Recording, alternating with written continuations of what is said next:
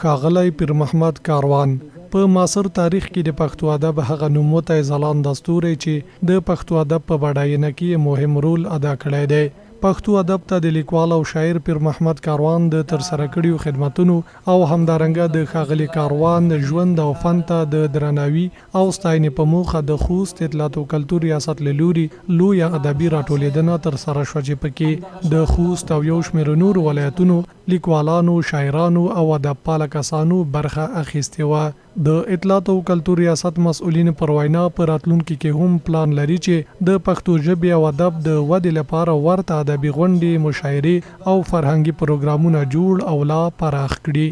پوهنتون استادان او د خوست ولایت فرهنګي شخصیتونو د په اړه باندې ویناوې وکړي او دوهمه برخه به غزلیز ماښام وي چې هغې کې به د ولایت او د نږدې ولایتونو شاعران خپل شعرونه او ترانې او غزلې به وایي. لیکوال او شاعر پیر محمد کاروان چې په معاصر تاریخ کې د پښتو ادب یو له ځلانده ستورو یادېږي او د پښتو ادب په بډاینه کې یې مهم رول ادا کړی وایي خوښ دی چې د ادب له لارې خپلې خوږې ژبې ته کار کوي. ښاغلي کاروان د پښتو ژبې شاعرۍ په هکله خپل نظر داسې څرګند کړ. نقد او کره او خپله دا څېړنه دغه ادب نور هم پسې پیاوړی کوي، دغه ښه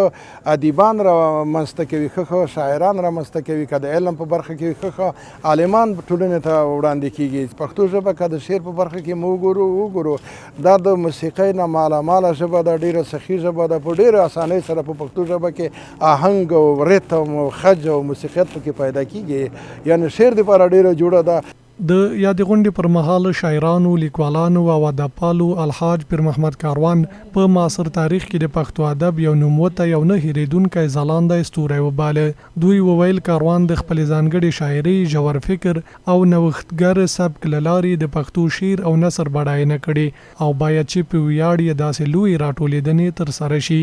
د غونډو یا د دې ستاینو ګټه دا ده چې نه یوازې د شاعرۍ، لیکوالۍ، د هنر څېړنه کیږي، سپړنه کیږي، د هغه بېلابېلې خواوې را برسېره کیږي، بلکې ځوان شاعران، ځوان لیکوالان، ځوان هنرمندان هم دې ته هڅېږي چې که خپلې ژبې ته، خپل کلتور ته، خپل فرهنګ ته کار وکړي نو په ټولنه کې به یوه ورځ په ښه نوم یادېږي. کاروان صاحب په ویاړ باندې راټولېدنه دا نه یوازې د کاروان صاحب قدرداني ده بلکې د ټول ادب او د هنر قدرداني ده.